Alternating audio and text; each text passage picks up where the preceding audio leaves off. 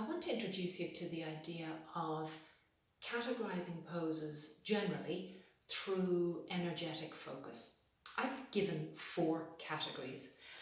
The first category I want us to consider are pre-poses. Pre-poses are poses that prepare the body for what's to come, or just prepare the body for movement. These are formally known as the warm-up exercises, but they could also be modifications of later poses to prepare a person's ability or motor skills or cognition or whatever you want to call it, neural pathways, for a later pose, pre-poses. The second category are key poses. Key poses are poses that the general public should be able to attain in some shape or form.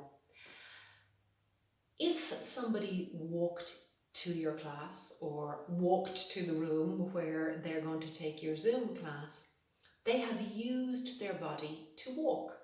And key poses can be very similar to everyday functional movements.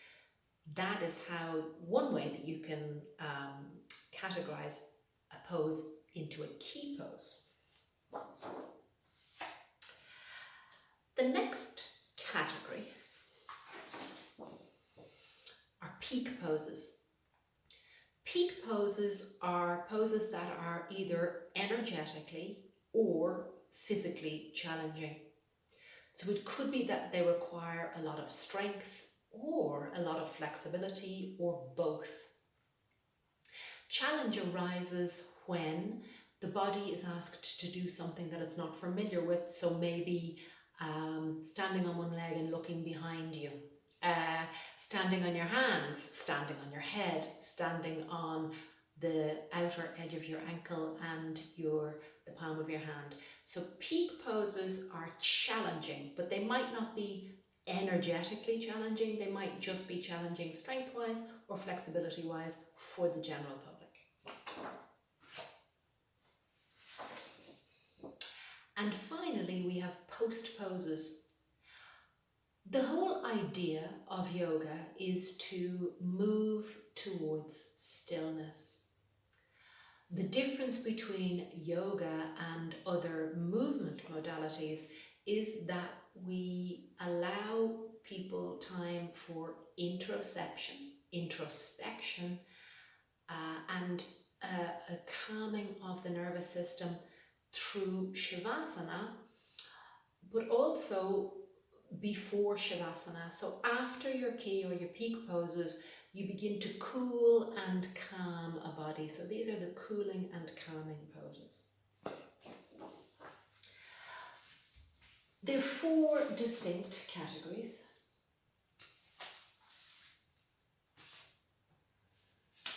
And I have my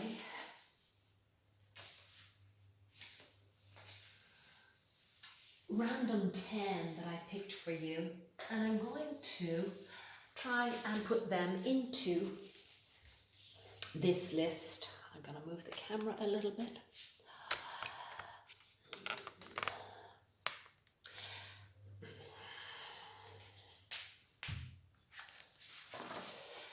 Energetically, Malasana is not a high-level pose.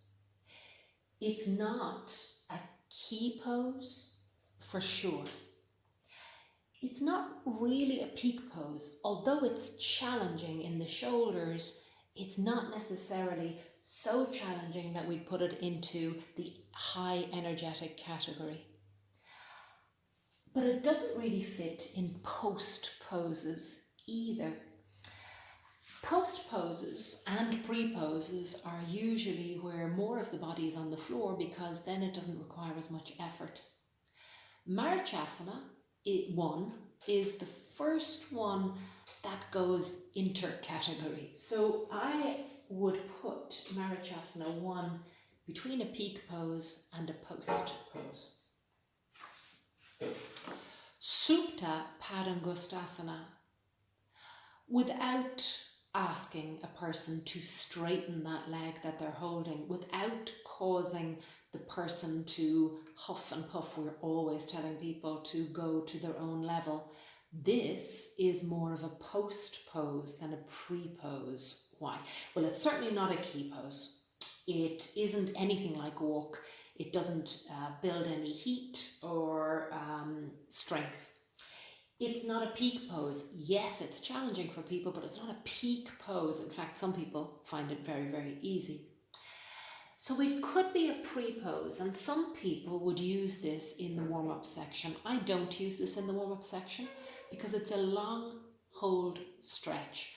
Long hold stretches are far better done at the end of a class because you can do them at the start, but the minute you get up and do standing poses, the muscle that you've just stretched contracts again because it's engaging to stop you falling over. So I would most definitely put Utkatasana at the very end. I definitely see this as a post pose. It's not necessarily done with the legs straight, but you are flat on the floor, and it is a perfect way to wind down into Shavasana.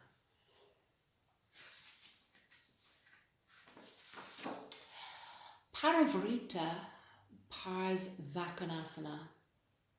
Revolved Parsvakonasana. So it's a little bit like walk, except the person's nose is pointing the opposite direction of their feet. So Parivrita Parsvakonasana is not like walk. Some people find it very challenging. I think that's kind of halfway between the two of those, key pose and peak pose. This one's interesting. Utkatasana. Nobody can possibly say that this isn't a challenging pose, but it's very familiar. We do this, except for the arms, we do this getting in and out of every chair that we get in and out of. This is not a peak pose. It's challenging, but it's definitely a key pose.